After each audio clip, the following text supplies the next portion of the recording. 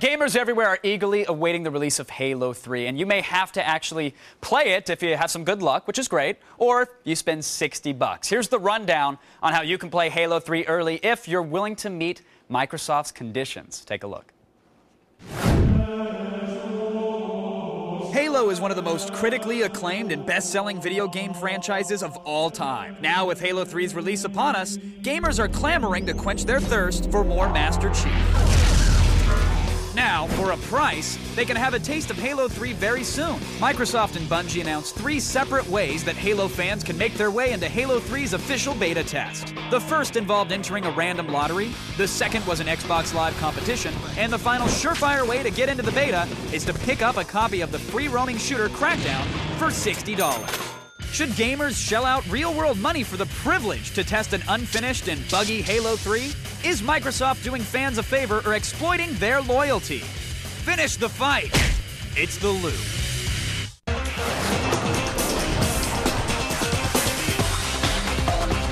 All right, let's get into it. Joining us via satellite to help us make sense of it all from San Francisco, senior editor for Electronic Gaming Monthly, Crispin Boyer is here, and from Los Angeles, associate editor for IGN.com, Mark Bozon. Also, be sure to go to IGN.com for their best games of 2006. Gentlemen, welcome to The Loop. Let's get going here, because some gamers are really upset about this, Mark. So, flat out, what do you think? Is Microsoft exploiting their consumers? Are they exploiting that Halo fan base? I think exploit is definitely a bit of a too strong of a word. I think they're making good use of the weapons that Microsoft has. Microsoft is a very strong software-intensive company, and I think the Crackdown's a solid game, and why not put even a more solid multiplayer demo, or Halo 3 demo with it? Sure, but Crispin, now 70% of our viewers are saying, hey, they feel a little exploited by these tactics. I mean, there should be something to be said for that big of a number. What do you think?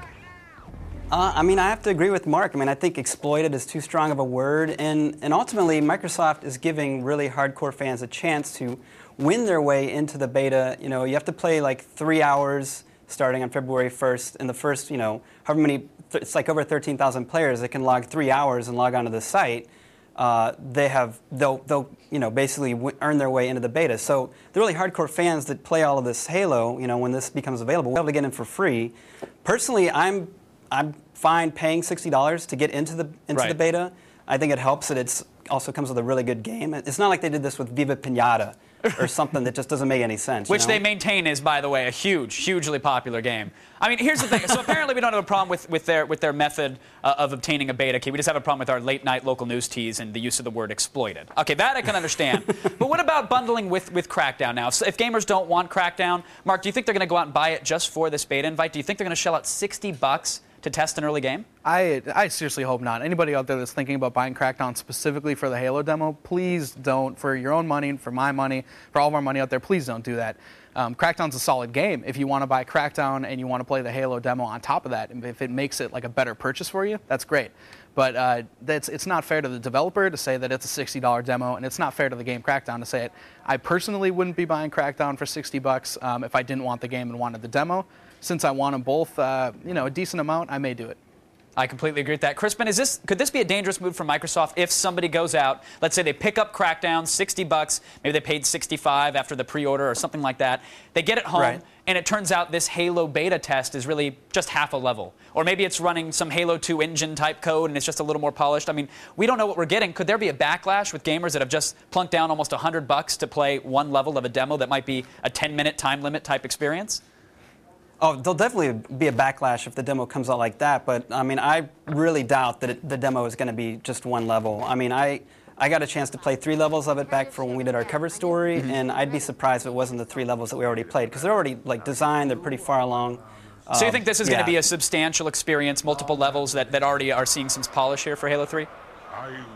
If they're the levels that I played, definitely.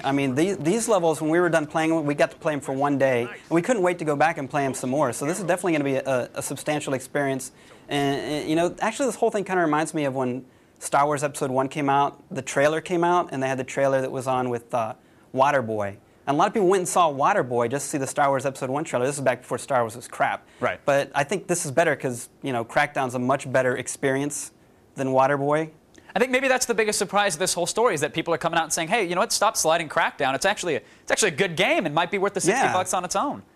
Crispin? Yeah, I definitely think it's worth $60 on its own. Now $60 for the Halo beta, that's a little much. When do you think Microsoft is going to maybe have that light bulb turn on above their head and say, well, we got them for horse armor. Maybe we can charge them for this this demo here. Maybe we can start releasing game demos and charging people on Xbox Live Marketplace. Do you think they're ever going to move towards that strategy instead of providing them for free like they have in the past?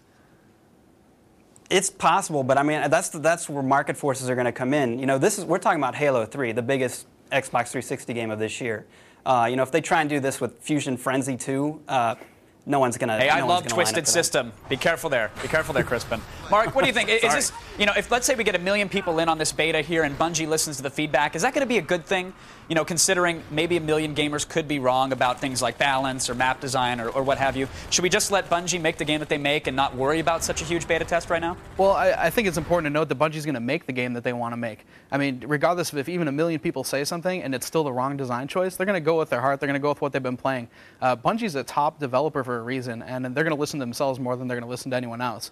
Now, at the same time, consumer feedback is awesome. So if there's something specifically, I mean, even, you know, multiplayer maps and everything like that, Bungie's definitely been a community company, so they'll be looking to the user input, and I think they're going to take it all into account. But I wouldn't say that they're really going to own it. All right, Mark. Final word there. If someone wants into the beta, what do you recommend? Should they plug in 3 hours? Should they hope to buy a key off eBay from someone who won the beta invite challenge, or should they just pick up Crackdown? Personally, I say put in the hours into the demo, into the multiplayer game. If that doesn't work, if you want Crackdown, pick it up. Get the Halo demo along with it, but don't buy Crackdown specifically for the demo. It's not a good move. It's too much money. And I mean, when it all comes back to it, this is the same thing as, you know, in cereal boxes. Do you get the bad cereal if you don't like Crackdown? Do you get the bad cereal because it's got a good toy? I don't think it really makes sense.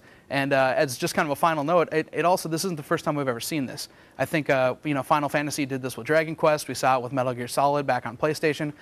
This is, an age-old technique. If you don't want to buy it, you don't want to pay the $60, don't do it. Either wait for the game to come out. If you're going to, don't complain about it. All right, Crispin and Mark, I want to thank you guys for joining us. We appreciate you keeping us in the loop. Folks, if you think Microsoft is exploiting Halo fans, there's one surefire way to decide for yourself. Go download the Crackdown demo. I mean, you just heard it there. I did. I enjoyed the game at E3. I enjoyed the demo all weekend. And I know I'm going to enjoy getting a beta invite as a nice little bonus. Listen, jaded gamers, you either got lucky, you're going to have to pay to play, or you're going to have to log some hours. I only feel bad for Real-Time Worlds on this one because some might boycott Crackdown just to send a message to Microsoft. This is what I'm reading online.